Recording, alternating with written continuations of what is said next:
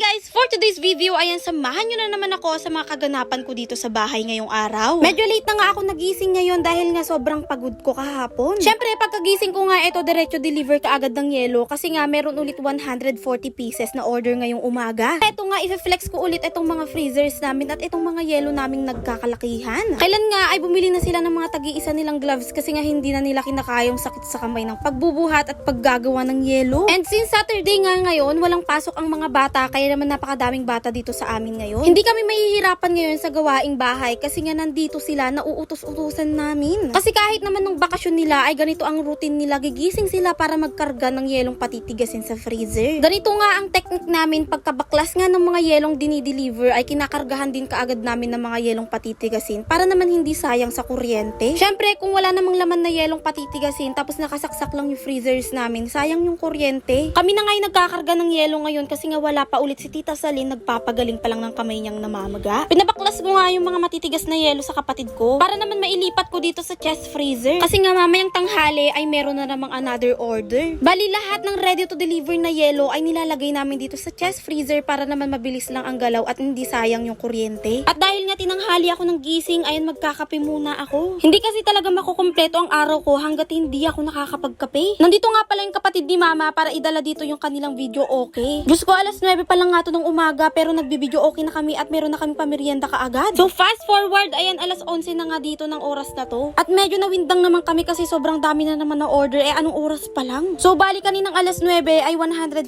pieces ang order at ngayon namang tanghali ay 180 pieces. Diyos ko, hindi pa kasali yung pangmamayang hapon. Hindi nga kami natataranta ngayong araw na to kasi nga marami naman kami dito sa bahay na magtutulong-tulungan. Para naman sa mga bago kong followers yan, ipapaliwanag ko sa inyo kung bakit ganito ang aming yelo at bakit hindi pa kami bumili ng ice plant namin. Yung mga yelo na yan ay i-deliver po namin sa wet market. Ginagamit nila yung mga yelo na yan para mapanatili nilang fresh yung mga isda o kaya mga karne nila. Buti na lang talaga meron din yung kapatid ko na lalaki at dalawang motor nga ang gagamitin para mag-deliver ngayon sa palengke. Pero alam nyo ba kung wala yung kapatid ko at si JM na magde-deliver ng yelo, yung nanay ko na lang talagang magde-deliver. So eto nga another reveal ng aming plastic na ginagamit sa paggawa ng yelo. Ganito lang dapat talaga ang normal na yelo pero tignan nyo naman yung yelo namin, mas malaki pa. 4x12 ang size niyan pero napapalaki po talaga namin yan. Kung gusto mo naman malaman kung paano nga ba ginagawa yung ganitong kalaking yelo, tapusin mo itong video hanggang dulo. At para lalo kang ma-inspired, ayan, i-follow mo na ako at i-share mo na rin itong vlog ko. Dito nga banda ay paalis na sila para mag-deliver sa wet market. So uulitin ulit namin yung ginawa namin kaninang umaga. Tinawag ko na ulit yung mga dalawang bata dito sa bahay para tulungan na naman ako magkarga ng mga yelong patitigasin. O diba dahil nga ang daming order na yelo, medyo madami-dami rin yung ilalagay naming yelo na patitigasin. Aba, since meron ngang video okay dito yung nanay ko after niya mag-deliver, ayan, nakikijamming na rin sa amin. Medyo malaking tulong nga itong pagjajamming nyo ng buong pamilya kapag ganito ang dami nyong gagawin sa bahay. Naiiwasan kasi yung pagsigaw-sigaw ng nanay ko sa amin.